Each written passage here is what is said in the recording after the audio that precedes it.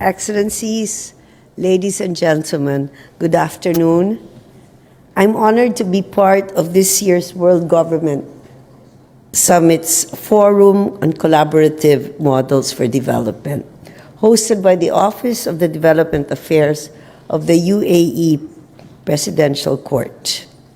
Thank you for allowing me to lend my voice to the discussions on how to shape a better future for our fellow men.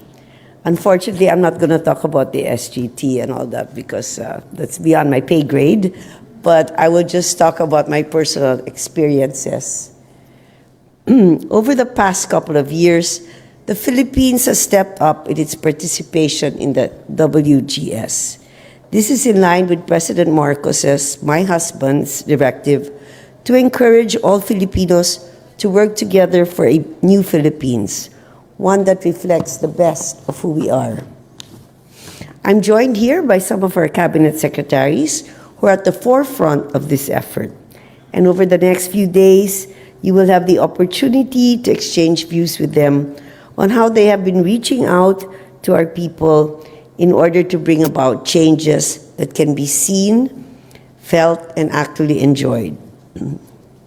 As First Lady, I have had the privilege of working with both the public and private sectors to help bring about changes in our society.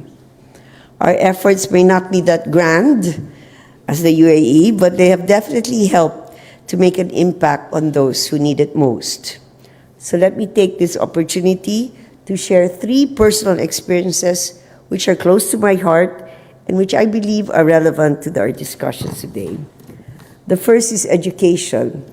And I don't know why they put the slide too early, but for the past 28 years, I have been a law professor in public schools all over the country. There's a reason why I'm saying this, not to burst my bubble, but I made it a point to purposely teach the same class of students for 4 years straight, from the time they enroll as first-year law students until their 4th year, which is when they finally graduate from law school, take the bar, and become fully fledged lawyers.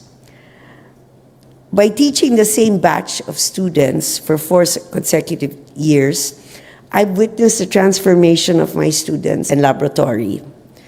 So every week, we select a city and bring laboratory services to the communities via mobile clinics. Again, we're kind of small time compared to other countries, but we are accompanied by several doctors, nurses, and other healthcare personnel who volunteer their services for free.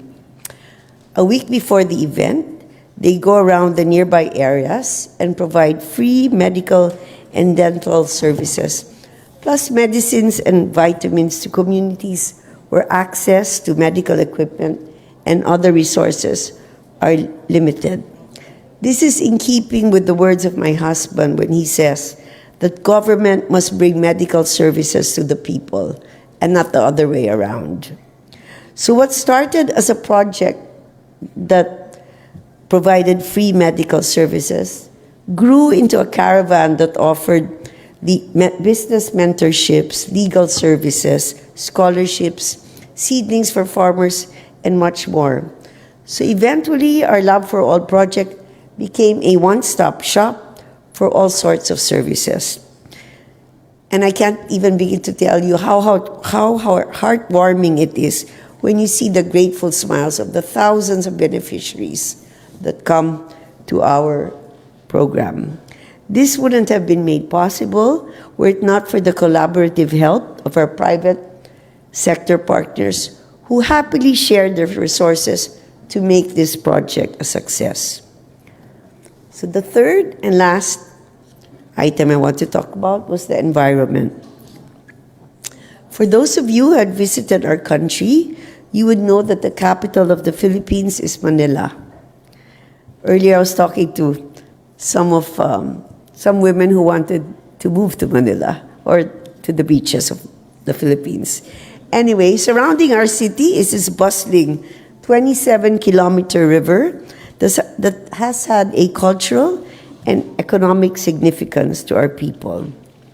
Unfortunately, no one really took care of the river, and its environs. And over the years, it has become a sight for sore eyes. It was polluted, dirty, stinky, and every other adjective you could think of. So 2 years ago, my husband formed an interagency committee whereby various government agencies would regularly meet with the sole purpose of finding ways and means to bring our river back to life. Slowly but surely, we were able to construct an esplanade where everyone from all walks of life could bike, stroll, break bread along the river. And now, thanks to the assistance provided by the UAE, especially Clean Rivers, which is an Earth Zayed initiative. Thank you very much again. We just signed the MOU earlier. We will be able to clean our river and hopefully make it a showcase, much like the Chao Phraya River in Bangkok or the Seine in Paris. This is another project where government and private sector work together to refurbish public spaces and instill pop-up eateries for the enjoyment of all. Hopefully, these improvements will be completed in time for our country's hosting of the ASEAN next year. So these are but 3 examples of how genuine cooperation between government and the private sector can help achieve change that is sustainable, meaningful, and inclusive. As I've always said, government cannot do it alone. We need to work closely with the private sector if we are going to make a meaningful change. So, Excellencies, ladies and gentlemen, I still have 2 minutes left. Allow me to thank you for the opportunity to share my experiences on collaborative engagement. I wish you all the success in our discussions on how we can develop our individual countries through meaningful collaboration. Shukran. Thank you.